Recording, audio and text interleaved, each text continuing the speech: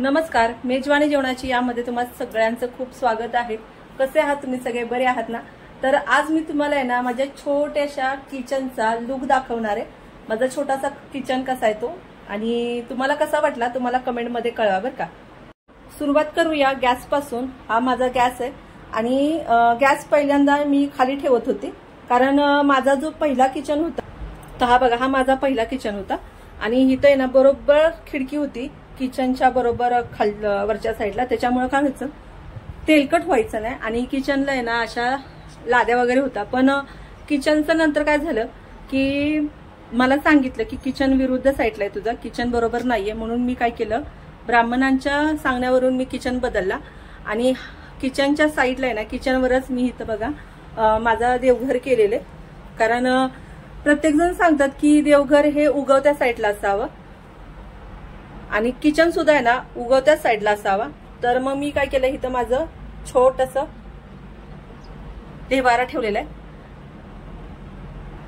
जर लांबून जर दाखवायचं झालं ना तर बघा किचन असा होता, अगदी व्यवस्थित होता। आणि मग मी इकडे घेतला हा किचन, तर हा नवीन घेतलाय टेबल आणि हा टेबल घेतल्यानंतर बघा हा टेबल थोडासा आहे ना असा प्लायवूड आहे याच्यावर, मग ते गॅस गरम झाल्यानंतर आहे ना हे प्लायवूड खराब होऊ नये त्यासाठी ना इथे ह्याचं मखमलचा कपडा टाकलेला आहे मी। आणि हा टेबल घेतल्यामुळे काय झालं, एकतर सगळ्या वस्तू व्यवस्थित बसल्या सुद्धा याच्यामध्ये। आणि हा वरचा बघा आणि हा खालचा, म्हणजे असा 3 कप्प्यांचा हा टेबल आहे।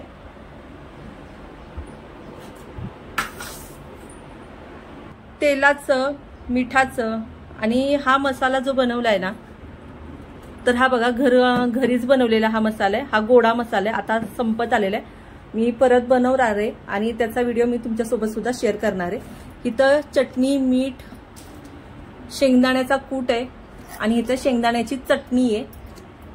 तर असं हा छोटासा, आणि इथं बघा हे आता सकाळी नाश्ता करून राहिलेलं शिल्लक जेवण लायटर, यामध्ये चपात्या ठेवते मी। इथं खालच्या साईडला आहे ना एक कुकर ठेवलाय, खलबत्ता आणि मिक्सर, ज्या लागणाऱ्या वस्तू असतात ना अगदी पटकन घ्यायला पडतात म्हणून एका साईडच त्या ठेवल्यात मी। इथं बरोबर आहे ना टेबलाच्या साईडला बघा खालच्या बाजूला मी ठेवलेत जे आपले चमचे असतात रोज वापरायचे आणि बेलणं वगैरे सगळं एका साईडला जसं ठेवून दिले, जेणेकरून आहे ना पसारा जास्त होत नाही आणि काम करायला सुद्धा अगदी मोकळं मोकळं होतं। इथं तेलाचा आणि तुपाचा ठेवलाय, त्याच्याच खाली ना बघा मी एक असा डब्बा ठेवलेला आहे, त्याच्यामुळे आहे ना खालची जी फरशी आहे ना ती खराब होत नाही। आणि डब्यामध्ये आहे ना मी एक कागद लावलेला आहे, त्याच्यामुळे काय होतं कागद पटकन काढता येतो खराब जरी झाला तरी। इथं बाजूला सिलेंडर आहे आणि त्याच्यावर पोळपाट ठेवलेला आहे। इथं बघा जिरं, मोहरी, गोडा मसाला आणि ओवा वगैरे असं हे सगळं साहित्य इथं ठेवलेलं आहे। त्याच्याच बरोबर खाली आहे ना इथं बघा काचेच्या भरण्या आहेत आणि काचेच्या भरण्यांमध्ये आपलं जे रोजचं फोडणीसाठी किंवा बेकिंग करताना जे साहित्य मला लागतं, जसं की बेकिंग सोडा, खायचा सोडा, हे सगळं एका साईडला आहे। इथं काही कडधान्य ठेवलेले आहेत जे आपण रोज वापरू शकतो, असे कडधान्य ठेवलेले आहेत मी। त्याच्या बाजूला इथं हे डब्यांचं असं मुलांचे डबे असतात रोजचे, मग रोजचे डबे मांडणीमध्ये जर ठेवले ना तर प्रत्येक वेळेस काढघाल करायला नकोसं होतं आणि अगदी पटकन डबे सुद्धा मिळून जातात, म्हणून इथं एक असा डबा ठेवलाय खाली आणि त्याच्यावर हे असे डबे ठेवलेले रोजचे वापरायचे। आणि जे मला रेसिपीला लागतात तशा वाट्या, जी प्रत्येक वेळेस आपल्याला आपण कांदा वगैरे किंवा टोमॅटो मी ज्यावेळेस चिरून ठेवते त्याच्यामध्ये। आता इथं बघा वरच्या साईडला आहे ना हे असं मी जे चिटकवायचं अडकवायचं असतं ना, आपण डायरेक्ट ज्यावेळेस नको असतं आपल्याला ते काढून ठेवू शकतो, तर असं लावलेले आणि याच्यामुळे ना अगदी इझी पडतं घ्यायला सुद्धा। इथं सुद्धा असे काही मसाले आहेत आणि हा मसाला जो आहे ना हा बिर्याणी मसाला, हा सुद्धा मी घरी केलेला आणि याची लिंक आहे ना मी तुम्हाला डिस्क्रिप्शन बॉक्समध्ये देईल। अगदी पटकन केलेला आहे आणि सुगंध जर म्हणाल ना सुगंध खूप छान येतो हा बिर्याणी मसाला घातल्यानंतर। इथं मी काही आहे ना असे रोज वापरायचे जे आपल्याला पॅन, तवा हे असे अडकून ठेवलेले आहेत। वरच्या साईडला आहे ना अशी विळी ठेवलेली आहे आणि एकतर आहे ना ओपन किचन असल्यानंतर फायदा असा असतो की जरी कॉक्रोच वगैरे फिरला किंवा काही नाही फिरलं तरी आपल्याला आहे ना भांडं धुवून घेतल्याशिवाय पर्याय नसतो, जर आपला ओपन किचन जर नसेल आणि असेल तरी. पण जी आपण ओपन किचन मला तर खूप फायद्याचा वाटतो. या साईडला आहे ना बघा अशी ही मांडणी आहे माझी भांड्याची. त्याच्याच मागच्या साईडला आहे ना काही काचेच्या वस्तू आहेत ज्या मी शक्यतो उन्हाळ्यामध्येच लागतात. इथं सगळे तांब्यांची लाईन आहे.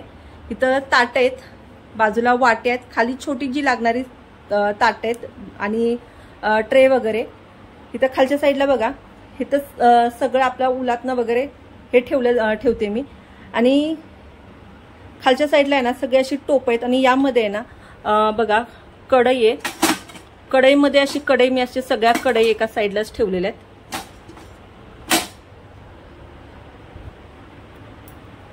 तर असा हा माझा किचन आहे आणि तुम्हाला हा किचन कसा वाटला तुम्हाला कमेंटमध्ये कळवा. आणि याच्यासोबत ना रेसिपी सुद्धा करणार आहे मी, त्यासाठी पटकन रेसिपीला सुद्धा सुरुवात करूया. ही मिठाई ना फक्त 3 मिनिटांमध्ये ना करून तयार होती. आणि त्यासाठी ना इथं बघा कढई ठेवली, त्यामध्ये ना अर्धी वाटी दूध घातलेलं आहे मी. यामध्येच आपल्याला घालायचे 2 ते 3 चमचे साजूक तूप. तुपाने आहे ना सुगंध खूप छान येतो. दुधाला आपल्याला आटून वगैरे घ्यायचं नाहीये. यामध्ये घालायची अर्धा कप साखर आणि साखरेचं प्रमाण आहे ना तुम्ही तुमच्या आवडीनुसार कमी जास्त करू शकता. आता मिल्क पावडर घातली आहे, मिल्क पावडर ऑलरेडी गोड असते तर त्यासाठी ना साखर इथं थोडीशी कमी घातलेली आहे. आता हे सगळं मिश्रण आहे ना चांगलं ढवळून घ्यायचंय. यातली साखर आहे ना चांगली वितळली पाहिजे दुधामध्ये, एकजीव झाली पाहिजे. आता यामध्ये फ्लेवरसाठी आहे ना इथं मी घालणार आहे वेलची पूड. तर पाव चमचा वेलची पूड घातलेली आहे आणि हे चांगलं मिक्स करून घ्यायचंय. आणि ह्या मिठाईबद्दल जर सांगायचं झालं ना, जर अगदी गडबडीच्या वेळेस सुचतच नसेल, समजतच नसेल की काय बनवायचं, तर अशा वेळेस आहे ना ही मिठाई अगदी कामाची आहे, झटकीपट करून तयार होती. आता या मिश्रणामध्ये ना मी 2 कप म्हणजे 2 वाटे आपल्या मिल्क पावडर घातलेली आणि ही मिल्क पावडर आहे ना ही चांगली या दुधामध्ये मिक्स करून घ्यायची आहे, एकजीव झाली पाहिजे. आता जरी तुम्हाला ना बघा हे मिश्रण थोडंसं पातळसर वाटत जरी असलं ना, पण जसं आहे ना मिल्क पावडर दुधामध्ये चांगली शिजून निघते ना, तर त्यावेळेस आहे ना दूध अगदी दाटसर होतं. आणि यावेळेस आहे ना मी गॅसची फ्लेम अगदी लो केलेली, फास्ट गॅस होता त्याच्यामुळे लो केलेली आहे. आता परत आहे ना मी गॅसची फ्लेम थोडीशी वाढवली आहे आणि हे मिश्रण चांगलं आहे ना घट्टसर होईपर्यंत आपल्याला हलवून घ्यायचंय आणि अगदी झटकीपट करून तयार होती. आता बघा याचा मावा चांगला तयार झालेला आहे, तर बघू शकताय पॅन अगदी सुटतोय असा मावा तयार झालेला आहे. आणि माव्याचं जे स्ट्रक्चर आहे ना ते अगदी परफेक्ट, बाहेर जसा मावा मिळतो ना अगदी सेम तसाच घरच्या घरी तयार झालेला आहे. आणि याचा ना आपल्याला करायचे पेढे. आणि पेढे बनवण्यासाठी ना मी इथं जी ट्रिक वापरली आहे ना, तर या ट्रिकनी जर तुम्ही पेढे बनवले ना तर तुम्हाला आहे ना कोणतीही मशीन वापरायची गरज नाहीये, अगदी घरातली मशीनच वापरली आहे मी इथं. याचा चांगला आहे ना गोल शेप देऊन घ्यायचा आहे. आणि असा झारा आहे ना बघा प्रत्येकाकडे असतो, आपण कानावले किंवा पुरी वगैरे तळण्यासाठी वापरतो, असा झारा घ्यायचा आणि याचा फक्त झाऱ्याचा शेप द्यायचा याला. बघा अगदी बाहेर जसं बघा पेड्याला शेप असतो ना अगदी सेम तसाच तुम्ही कोणत्याही आकाराचा देऊ शकता. तर मी ना या अगोदर हाताने पेढा कसा बनवायचा तो सुद्धा दाखवलाय, त्याची लिंक आहे ना मी तुम्हाला डिस्क्रिप्शन बॉक्समध्ये देईल, तिथं जाऊन तुम्ही चेक करा. अगदी झटकीपट करून तयार होतो. आणि हा पेढा आहे ना तोंडात टाकला ना की विरघळतो. तर तुम्ही सुद्धा आहे ना राखी पौर्णिमेला जर काही सुचत नसेल गोडधोड काय बनवायचं भाव आल्यानंतर, तर तुम्ही असा पेढा, तर या राखी पौर्णिमेला ना असा पेढा तुम्ही घरीच करून बघा. आणि आवडला तर कमेंट बॉक्समध्ये कळवायला विसरू नका. चॅनलला लाईक केलं नसेल लाईक करा, सबस्क्राईब करा आणि बाजूला जे बेल आयकॉन असतं ना ते नक्कीच दाबा. चला तर